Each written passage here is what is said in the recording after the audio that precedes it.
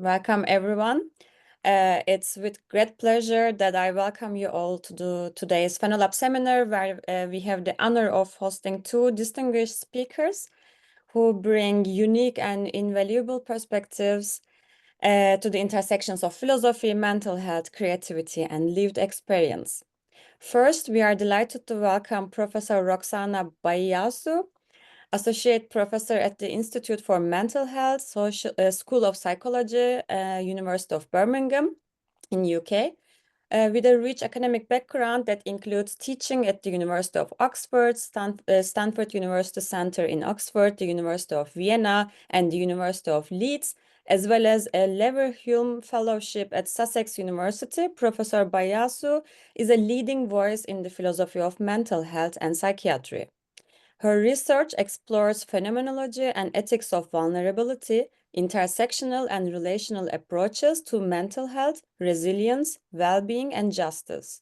She has published extensively in these fields and serves as a member of the advisory board of Studia Phenomenologica. Her most recent works include contributions to philosophical psychology, Springer, and Routledge, offering insightful perspectives on the lived experience of mental health, dementia, and vulnerability. We are equally privileged to have with us today Dr. Lorna Collins, FHEA, FRSPH, an artist, writer, filmmaker, and researcher in creative health. Dr. Collins leads a creative transformation and Arts Council-funded project that explores recovery from brain trauma through arts and creativity. She is the author of Making Sense, Art Practice and Transformative Therapeutics, and a series of children fiction books, beginning with Squawk, a book of bird adventures from Pegasus. Her writings on mental health and the NHS, creativity, and art have appeared in the Independent, The Guardian, and the British Medical Journal. Additionally, she has shared her powerful personal journey and research in her TEDx talk, How Creativity Revived Me. Please join me in extending a warm welcome to Professor Roxana Baiasu and Dr. Lorna Collins. Thank you very much for inviting us. It's a pleasure to be here. Yeah. That was quite an opening, wasn't it? I didn't know all of that about you, Roxana. Yeah, thank you for the kind words and the generous remarks about my work and expertise. And more recently, Lorna and I started to, for about a year and a half nearly, realize we started to work on sense making in mental health, and in particular in relation to psychosis. And our talk today, Transformative Paradoxes of MedSense, is a part of the work that we've carried out in this last year and a half. And today we are going to focus on certain paradoxes concerning sense-making in madness, which is part of our recent co-produced work that falls under the larger umbrella of MedSense and creative transformative philosophy that we develop through our collaboration. Shall I say something about our co-produced work then? Well, I am a philosopher, but I'm also a person with lived experience of psychosis, organic psychosis after a brain injury. So I'm particularly interested in your work in neuroscience. But no, I contacted Roxana because she was interested in finding people with lived experience to work with. And our method has been, I present stimulus and data from my hallucinations, and then Roxana approaches that stimulus and that data philosophically through her theories of existentialism and phenomenology, and her work in that field. So we then, from that, we get a new kind of philosophy which takes into account lived experience and sort of live sense data from hallucinations, and a sense-making process of how to engage with that, how to make sense of that, how to make philosophy from that, by drawing from philosophies of existentialism and phenomenology. Yes, indeed. And I mean, Lorna is very modest here because she's an expert in French philosophy and post-structuralism, in particular, Deleuze and Guattari will come up in the discussion. And we work on a few publications together. I sometimes I inhabit like the perspective of a second person point of view, which is something that I'm it will be enacted in the presentation or presented in the talk today. So this talk is a version of a paper we are preparing for the Italian journal Iride. We have also another paper which is almost finished, in which we challenge dominant views put forward by Richard Gibbs in his book Understanding the Psychotic Mind.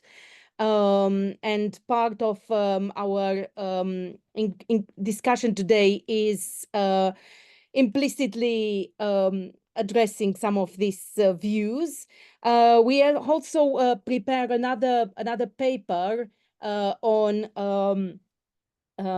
entitled the MadSense Toolkit for an edited volume, which hopefully will be published by the end of the year or beginning of next year. We'll see what information the editors will offer us. So this is part of like the background, working background, collaborative background that has led to this talk. But in terms of like the conceptual context, I guess starting from our critical engagement with Richard Gibbs's book on madness, understanding the psychotic mind, we engage with two views that are mentioned on the slide. The first view, it's the mad nonsense view, which we identified in Gibbs's book. It is not possible to make sense of things in madness. Roxana, sorry, I'm interrupting, but is it me not able to see the slides, or does I can see the slides. you could see? I can see, So but do you mean we only saw one?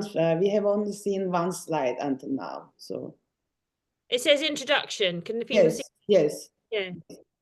yes, the introduction slide. We're still there. Well, I should be able to see the slides for the record purposes, but I'm not seeing them.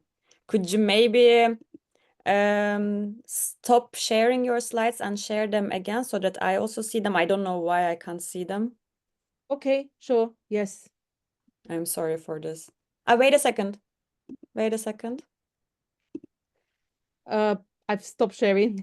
Okay, good. Oh, have I not? Oh, No, I can't see the slides now. okay. Lovely people. Yes, just 1 second. Oh, maybe I haven't pressed the OK button for the recording. So I'm gonna try again.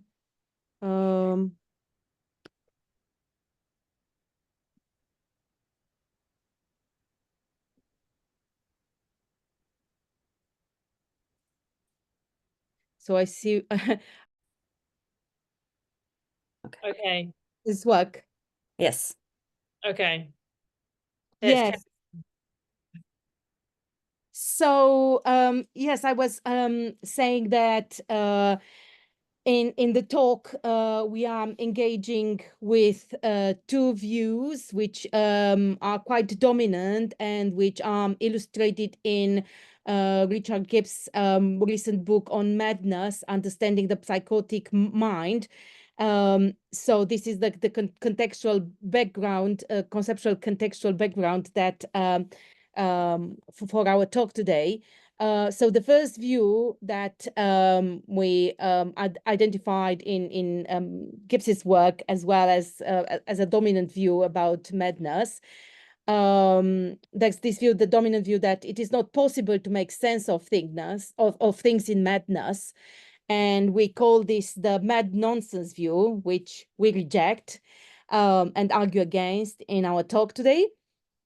And the second dominant view, also illustrated to some extent by Gibbs's work, is that there is no sense, since there is no sense in madness, experiences of madness are ineffable and cannot be communicated. So this is another view that we reject, and we oppose these two views by arguing that there is mad sense, and we call this the mad sense view.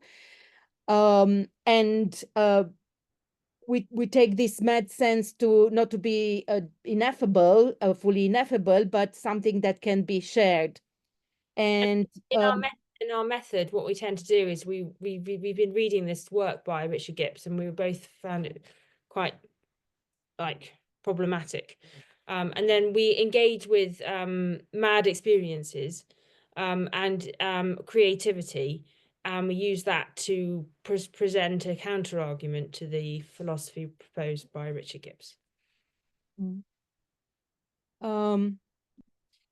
So in relation to these two views, the dominant view about madness, which considers that mad experiences are sheer nonsense and understandable, and the view that because there is no sense in madness, there's nothing there that can be communicated.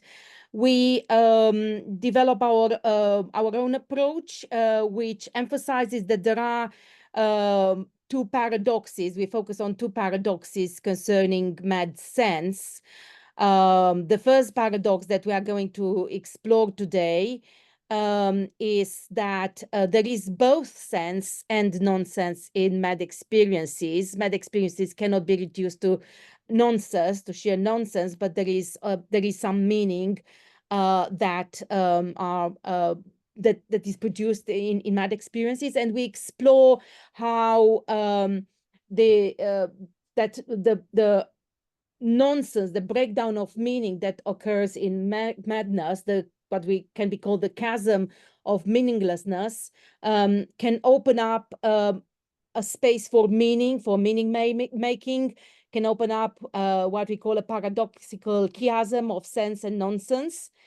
And in relation to the second issue of ineffability and communication concerning madness, again, we identify a paradox, a transformative paradox, a powerful paradox, according to which we acknowledge that mad sense is ineffable, it cannot be said, but yet we argue it can be communicated, and that's something, the second paradox that we are trying to touch on today.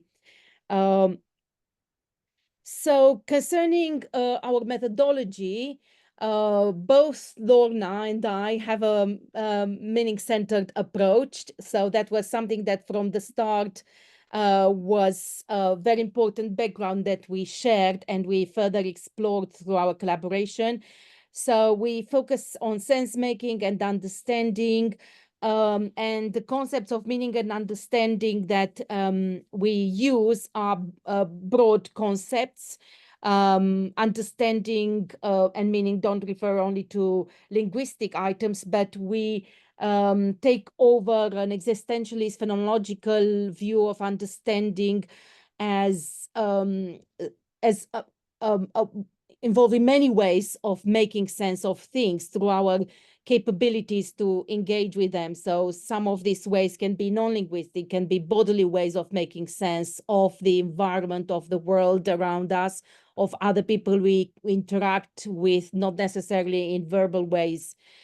And very basic modes of understanding thus include habitual embodied ways of sense making, such as, for example, being able to draw, to make art, but also being able just to sing, to make a cup of tea.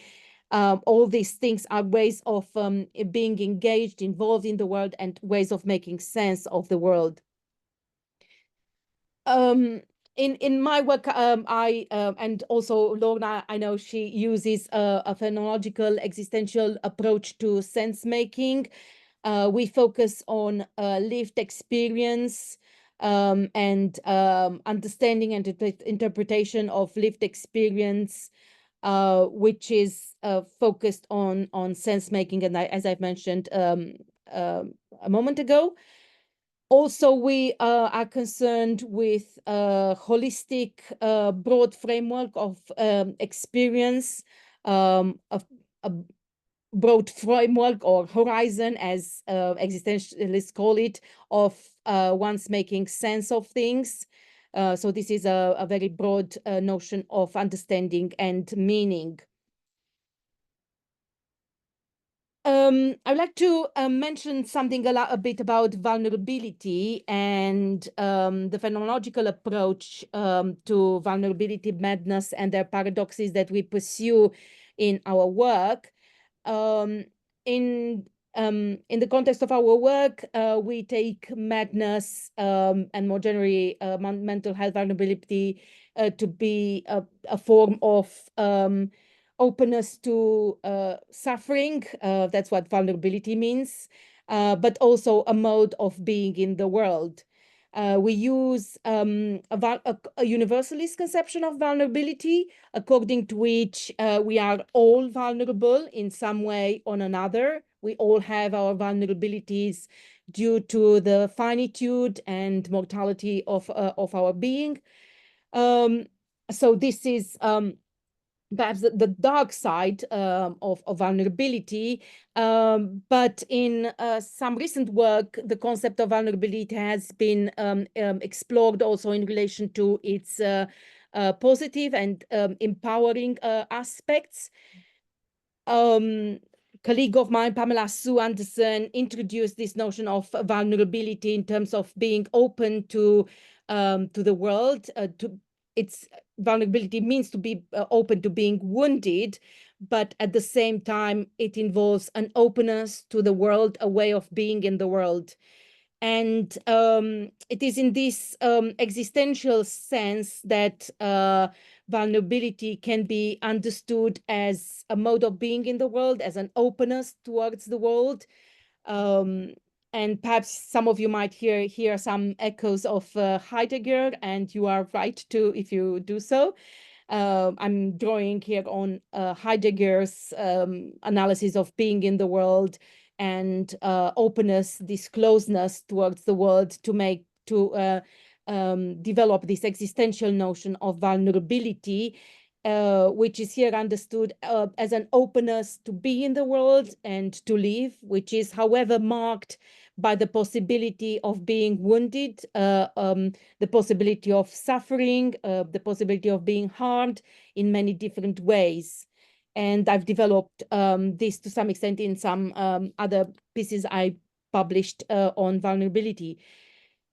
According to this view, vulnerability is a very distinctive existential aspect of our being, of our openness to what we live amidst, to others, and ourselves. Vulnerability is an essential aspect of our ways of making sense of ourselves, of others, and of the world we live in.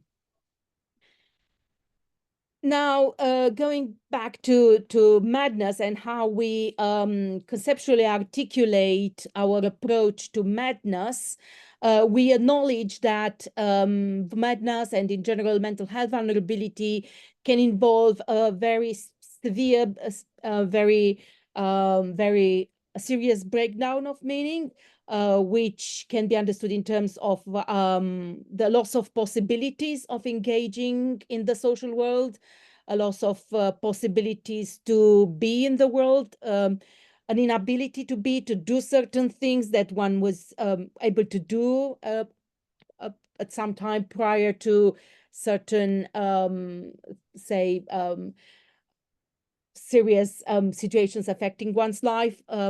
So this breakdown of meaning in madness can involve a loss of freedom, a loss of agency, and thus can be understood involving a crisis of sense-making, what we call a chasm of meaninglessness and nothingness.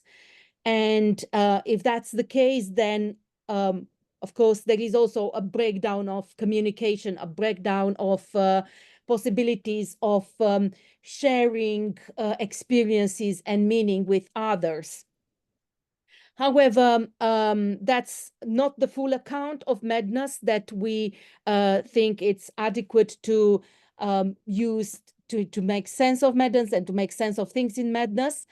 We acknowledge the breakdown of meaning in madness, but at the same time, we want to emphasize in our work the possibilities of reconstructing meaning in creative ways, the possibility of making sense of the world in new ways, in potentially creative ways, and thus then an opening of meaning occurs in the midst of a closure of meaning, and the possibility of reconstructing meaning in madness enables one to integrate and organize what initially appears a very constricted space of possibilities of being in the world, and to organize this space of possibilities in ways that it opens up new ways of sense-making, new layers of reality, new ways of making sense of oneself, of engaging with others and the environment. So this meaning that opens up in the midst of a closure of meaning can be perhaps conceptually captured by the notion of a meaning rhizome that Lorna will talk about in a few moments, which refers to this possibility of extending creatively meaning, sense-making, and producing new ways of being in the world. We call this existential, essential possibility of our being that consists in reconstructing meaning creatively, existential resilience. There are various conceptions of resilience in psychology and sociology, but we use a phenomenological, existential approach to develop this notion of resilience in relation to vulnerability in madness. Existential resilience and the vulnerability that madness brings about consists in recreating meaning in very extreme, abysmal situations, reconstructing meaning in the chasm of meaninglessness. So the paradox that I've mentioned earlier of sense and nonsense can be rearticulated in these terms of a power of recreating meaning in the chasm of meaninglessness. And this meaning constitution occurs in terms of what we call a chasm of science and nonsense that Lorna will develop in terms of her own experience and her use of post-structuralism, particular Deleuze and Guattari. Thank you, Roxana. So we've arrived with later Merleau-Ponty phenomenology, where he brings forward the idea of the chiasm, also called flesh, and the intertwining, words like this. He's trying to move away from oculocentric philosophy to do with dialectics, really, and present a really tactile, haptic concept. It's not, he doesn't call it a concept, it's supposed to transcend concepts and all that. But chiasm refers to what happens between two opposing things. They don't just contradict each other. So we have subject, object, and all the rest. The flesh and the chiasm is their intertwining, their relationship to each other. They are reversible, they are intertwined, they are encroaching, but also not joining, but not separate either. There's this kind of interplay between these two things. And that is what Roxana and I are saying happens with sense and nonsense in our sort of transformative creative philosophy. We have a meeting point, which is also an interaction and not a sort of constriction, but an actual place where an activity can take place. And that activity is creative art making, in our view. And this situation is where existential resilience can happen. And it's where meaninglessness can turn into something productive and life-affirming. For example, when I'm feeling like the world is going to end and no one understands my experiences, I feel isolated and alone with them. And all I have is these strange experiences that everyone else calls mad. When I have that experience and then I turn it into an artwork, it may be a very bad artwork that no one is ever going to, like, you know, applaud or anything. But I turn it into something else, and that something else is an artwork that expresses who I am and expresses my madness in the moment. And therefore, I have created something which offers me meaning, offers me acceptance, offers me a connection with the outside world. So it's no longer a subjective, isolated hallucination. It becomes an objective work of art that I can use to communicate with other people and to say something about myself. And that process is a paradox, because I've turned something that has no meaning and leaves me isolated and mad into an object which connects me with other people and that gives my life meaning. There's my dog's about to start barking because there's a big lorry going down the drive. So I'm sorry about the noise. So Merleau-Ponty, we work with Merleau-Ponty because his work, his ideas, they try to do away with contradictions and two things that are opposing each other, such as madness and not madness, sanity. Merleau-Ponty takes these things and he says, well, what is their interaction? What can we do at the place where these things meet? And what we can do, and what I feel Merleau-Ponty would do because of his late work on Cézanne and his love of art, is what we can do at that point where things are opposing or contradicting each other, is we can make art and we can shift that opposition into a paradox, because contradiction and paradox might seem similar, but they're not the same thing. A contradiction is where things are opposed and there's friction, and it is unreconcilable. Whereas a paradox, meaning two things are different, but they can be in parity. Can we have the next slide, please? I may be actually going slightly off the slides, but sorry. So a little bit more about chiasm, because it's a really important central concept in Merleau-Ponty's whole philosophy, I feel. And he's doing it to be a philosopher. You know, they're all philosophers trying to do away with dialectics, aren't they? And this is his position, trying to make a concept which is not a concept, but actually refers to the being of all things. You know, what exists, what is the primal existence. And he's saying it is a chiasm of more than one thing. It is an interaction. It is a reversible meeting point where things are intertwined. And rather than being opposed, they exist in a higher being as a sort of paradox. Now, there are problems with his philosophy, but I won't be going into them now. But there are problems to his argument, but it's still very useful. Chiasm is about opposition, two things that are opposite to each other, like a medical term referring to a cross in our anatomy. Sorry about Foxy, she's the dog barking in the background. I can't hear her. It's okay. It's about repetition and crossing of things. Okay, so people an opposition. Okay, but it is about lifting that opposition into a paradox where things can intertwine together, live with each other, and coexist in a way that is reversible and also mediated by themselves. Chiasm is useful for us because it allows things to have to coexist despite their differences.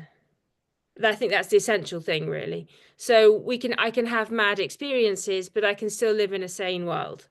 And I can be accepted as someone who is different from other people. And I can celebrate that difference. In a similar way, Merleau-Ponty is saying that there exists this notion that two things can be intertwined and coexist rather than be necessarily opposed to each other. So we're saying that what is real and what is sensuously sensible, what is sensible, is not necessarily only dictated by reason, and it can be generated. What is real and the sensible can be generated through art practice. So we can find and make meaning from mad experiences by engaging with the arts and via art practice. So I would say in the meeting point of the two notions that are potentially opposite to each other or diametrically opposed, when we make art, we can build new space for them, and that space is an intertwining of different elements, and it takes the form of a chiasm. You know, the caduceus, that ancient medical symbol of the serpents intertwined and flying away. That is a great image I have when I'm thinking about the chiasm. Next slide, please. And as a bit of background, that was kind of all theory, really. But into a bit more mad sense. Now I'm going to show you some of my images. There's a few slides. I'm basically going free for all now, okay? So I'm sorry if it doesn't work out. But I'm going to show you some images of which I have illustrated my hallucinations. And I will then try and describe to you what mad sense is and what we do with it. So in these images, you can see this one is it's myself not wearing any clothes, and I'm juggling worlds. And at the bottom, I've written the date backwards. So this is something I see in front of me. This person who's actually me. I see myself like as a physical object walking in front of me doing this. And what do? I am kind of quite curious, really. I'm not, sometimes I'm scared, but mostly not very scared because I'm used to it by now. But I'll go away and I will draw it. And drawing it helps me come to terms with my experience. Because I can't just go away and tell people what I've been seeing, because they don't believe me, or they think I'm mad, you know. And in this context, madness is not something that's not a good quality. It's a slur, you know. So I can't just say, oh, I just saw this naked woman juggling worlds, you know. I think it was me. If you think I'm completely bonkers if you say that, then if I go away and draw a picture, suddenly it becomes a physical thing, and the mad sense is a happening from the drawing. So I use that word happening in particular because of the artistic movements of happening, and I think it was in the 1960s, for any art historians out there. Anyway, so what I do is when I'm drawing my hallucination, I feel the sense of something's whirring around in my head, and I feel totally connected with the physical art materials that I'm working with. And I realize in my head that this is an expression of my mind somehow. And I find there's a kind of sense-making procedure, which Roxana could probably comment on, going on in my head when I'm drawing a picture. And it's like a shift between the subjective and the objective and the different worlds we all inhabit. And out of all of that mix and, muddle, I create an artwork. And that artwork speaks for me. I mean, I am a Deleuzian, as in I love Gilles Deleuze. Don't know if I love Gilles Deleuze. I'm very interested in Deleuze and Guattari's writings about logic of sense and sensation. Now, Deleuze writes in his very difficult logic of sense, he draws upon the mad writings and artworks of Artaud and Carroll, which is all about, Jabberwocky nonsense.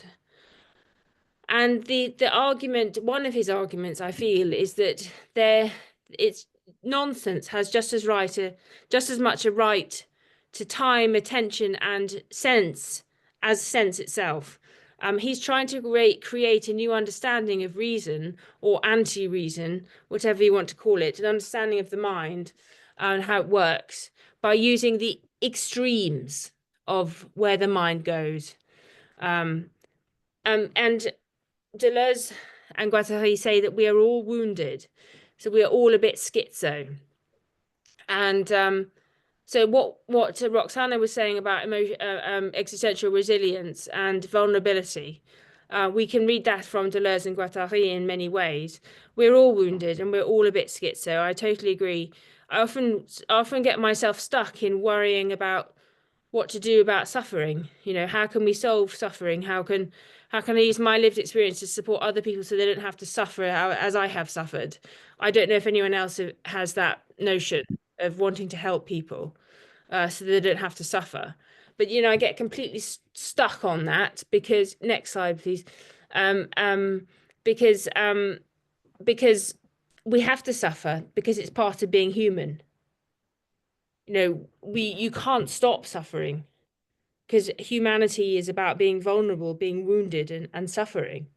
So I don't know what to do about that. If anyone has any tips or ideas about suffering and humanity and all that, we can discuss it in the questions, but I haven't finished yet. Sorry. So, you know, Deleuze's logic of sensation is the argument that an artwork exists only and entirely as the effect that it has on a viewer. So the artwork vibrates sensation. For instance, you look at this. I don't know if it works. If not, you can't see the real artworks here, but just pretend they're real. This is just a virtual like slideshow. But pretend you're looking at this painting, this collage, I Explode. Yeah, so that you're looking at that and you feel something. Wow. So it is causing an effect. I'm being totally pretentious because it might not be causing an effect of you, but pretend, okay, for this reasoning. So you're looking at an artwork and it causes an effect in you. It vibrates because you feel something inside you. You feel a sensation of seeing an object, like the visual sensation. And then it affects you emotively as well. So according to Deleuze, that affect is what the artwork is. It's not an object, it's an affect. So the artwork exists as a monument of sensation. It vibrates and it causes you to vibrate. And I feel also that it is also a monument of sense making and possibly a monument of nonsense, because you don't necessarily know what the meaning is or anti-meaning is or the lack of meaning is for the artwork who made it, but you can make any meaning you like out of an artwork. And that's what I love so much about art, is that you're never wrong. Everyone's impression from an artwork is different. Everyone has their own opinion and their own effect from looking at an artwork, don't they? So it can be different from everyone, but it's never wrong. You can make your own meaning, but at the same time, Roxana and I have worked very closely with each other in terms of my hallucinations and my paintings, and my drawings. And Roxana's found her own meaning from my meaning. She can talk about a bit about that, maybe in the next slide. And so these are my more hallucinations. Sometimes I hallucinate that my brain explodes. So should we talk a little bit about meaning, Roxana? Do you want to just give your impression when you see, because you've seen these before, haven't you? Yes, some of them. I mean, yeah, I saw them recently. Yeah.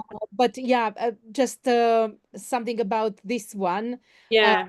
Something just occurred to me as you invited us to look at it as a work of art that perhaps you would see somewhere, not as on a virtual space. Yeah. Yeah, so the interpretation that kind of struck me right now was that this it was the chiasm of the X, the chiasm of the X. Oh, I obviously didn't that was realize that intended. before. That was totally intended. No, it wasn't intended. I hadn't even realized that. But that, yeah, we can just pretend we intended that, Roxana. No, it wasn't intended. I know. It's just something, yeah, that just occurred to me a minute ago. Yeah, there you go. Yes, So and yeah, how your your sense making, as you said, it involves suffering, this feeling of explosion and of disintegration, but at the same time, I know that you also say that your artwork makes you feel whole and makes you, because of this sense making process that occurs through your art making, that also gives you a sense of wholeness. So Yeah. the explosion of the self and the integration of the self as, a paradox, a transformative paradox, which is not an opposition. It's not as you mentioned earlier, it's an intertwining, it's an sense and nonsense in acting in the same moment, in the chasm of sense making. So yeah. Yes, and okay, thank you. Yeah, And absolutely. this also evokes a sense of disintegration, but also perhaps of wholeness in some ways, and transcendence of suffering. Yes, because of course, like as I said before, life is full of suffering, but I find when I'm making art, the thoughts stop and I can just be with the materials and something takes over. I don't know what that is. And I definitely feel a sense of wholeness when I'm making art. And then when I've finished making art, I often, obviously I'm trying to remember the hallucination, but I normally take notes so I can remember it and then draw from my notes. And it feels like it really fitting, it feels like this is the best thing to do from my hallucinations, because they can be really scary experiences. I haven't included, next slide please, I haven't included any of the scary ones. I guess that's quite scary, but it's not very scary. But I sometimes have very scary hallucinations, but I find when I draw them, I feel like it's like I'm not, when if one of my greatest fears is if people not believing me and thinking I'm making it up. When I see these things, these things just come to me in front of me, not inside my head, but outside of my head. And I see them. And when I'm trying to talk to people, they obviously don't get it. They think I'm mad, and they think I'm making it up for some reason. But when I've drawn it and drawn a picture of it, it's like, this is it here. Just, it's a physical thing. You can see it, I don't know if that makes any sense. You might all be thinking I'm completely loopy. But this is what we're trying to discuss, isn't it? Next slide, please. Another explosion. I'd like to bring in a bit about Guattari, because his clinic at La Borde, and in his writing, that he's always trying to react to the dualism of a Freudian dichotomy between reason and madness. And he creates an amazing clinic where he builds a new routine and daily life for people who've been previously categorized as mad, as schizophrenic and all that. And he basically pulls down the dichotomy, between any dichotomy between how they're treated, and any system of hierarchy or judgment. And they live like normal lives within his clinic, and like practice of daily normal living in the everyday world. And that clinic did really well. I don't think it lasted very long. But similarly, my artworks allow me to live my life with my hallucinations in the everyday world. Next slide, please.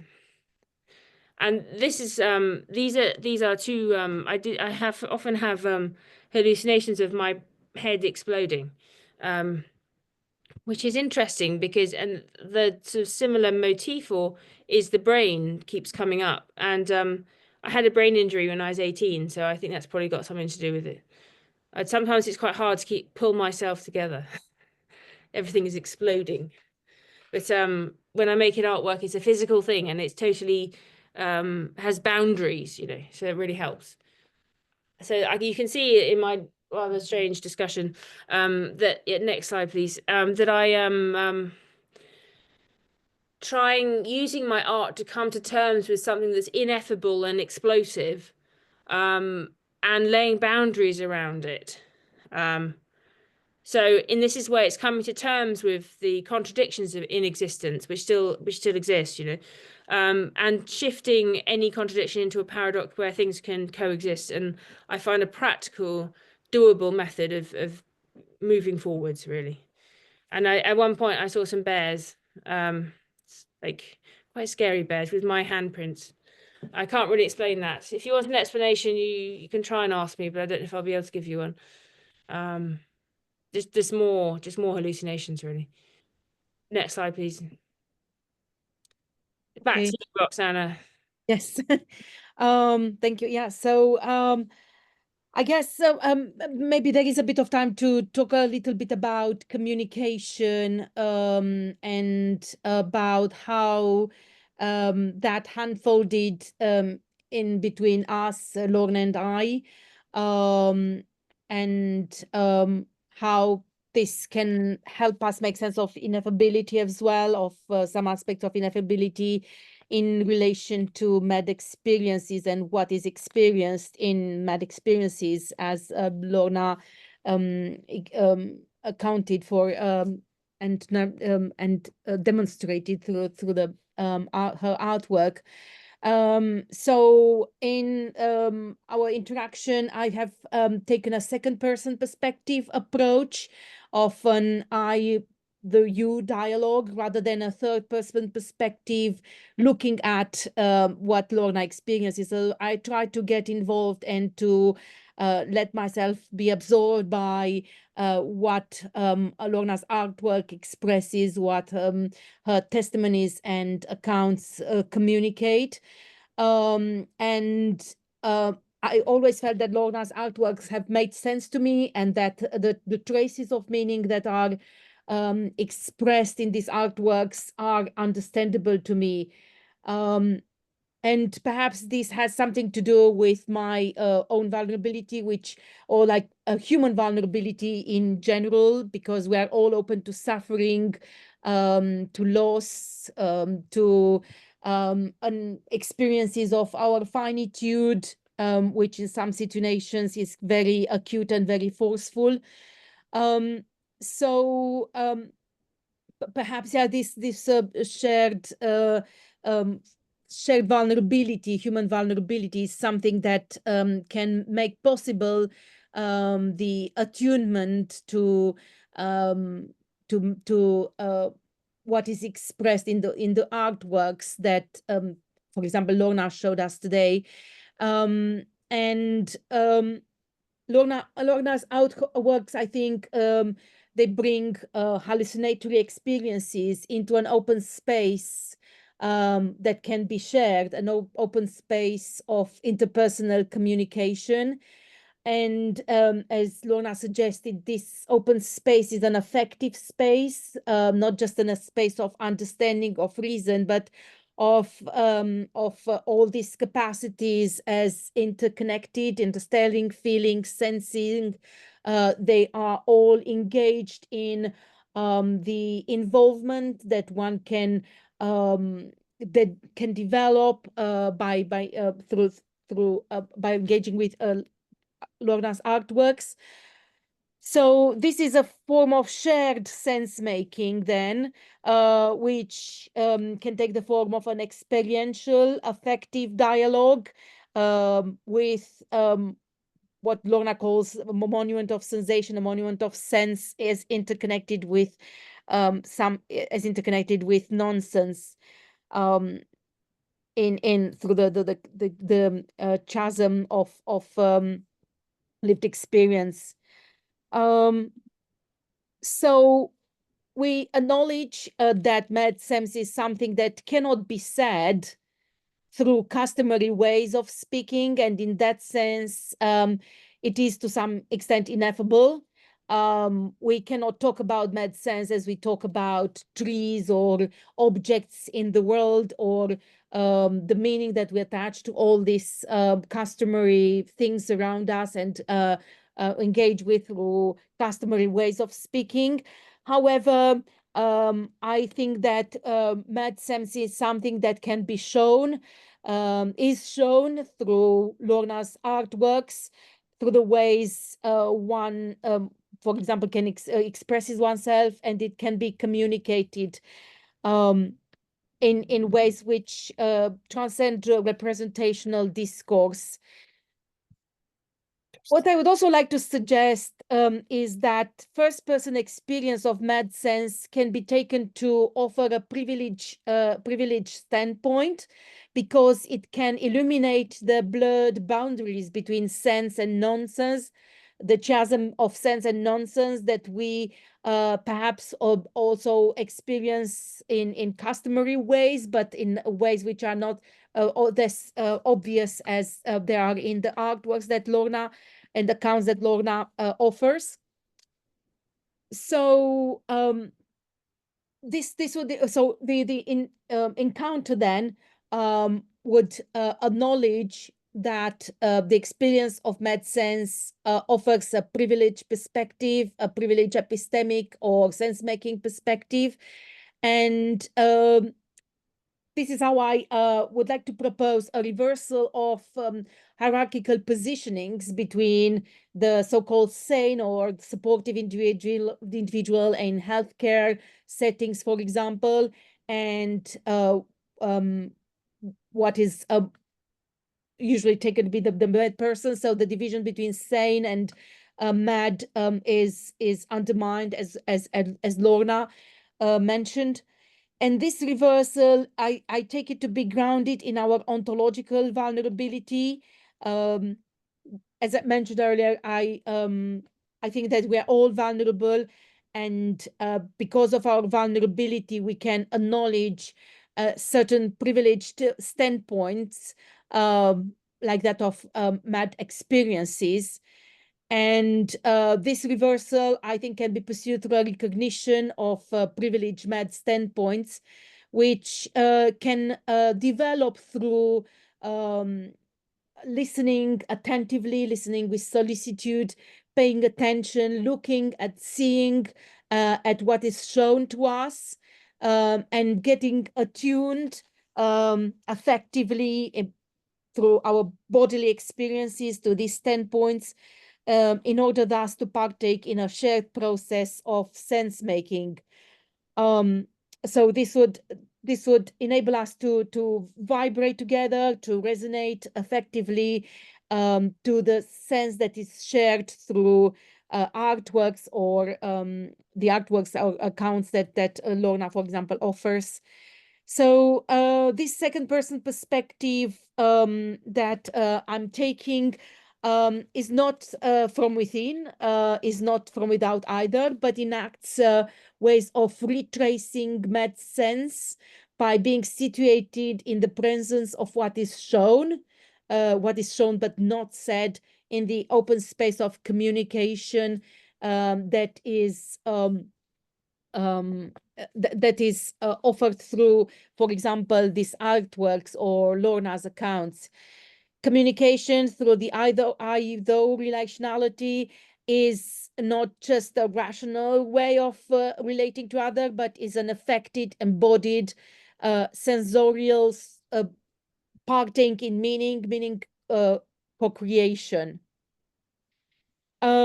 So in this way, we can produce a texture of meaning, a web of meaning, which can be shared in an open space of creative, resilient understanding. So resilience is not just an individual's capacity to face adverse situation, but is something that can be built collectively through shared processes of meaning making.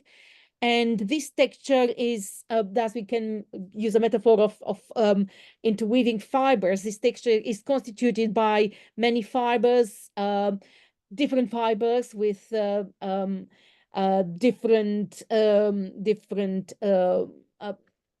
constitution, which overlap, however, intersect, a collective process of creating meaning. This analogy, I've taken it over from Wittgenstein. Sorry, Lorna. It's a rhizome. Yes, a horizon of meaning making. Yes, that could be another way of putting it.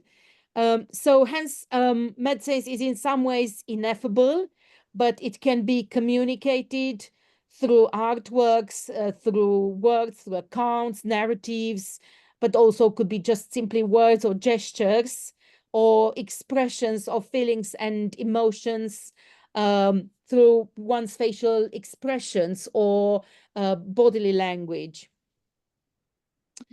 So to conclude, in this talk we explored two paradoxes and shifted this perspective from contradiction to paradox, as Lorna said. And we looked at the paradox of sense and nonsense, the view that there is both sense and nonsense in mad experience. And this is this paradox could be transformative, empowering. And another paradox we looked at very briefly is the paradox of ineffability and communication. Mad sense is in some ways ineffable. It's something that cannot be said through rational kind of customary ways of expressing ourselves, but it's something that can be communicated through affective attunement and vibrations through ways of resonating with one another. I guess that's all from me. Yeah. Lorna, would you like to add? I'd just like to add that I think making art in whatever medium can be a response to the human problem of suffering and the problems raised by being termed as mad. But madness is something that should be celebrated and be allowed and encouraged through creativity. Okay. Great. Thank you. you. That's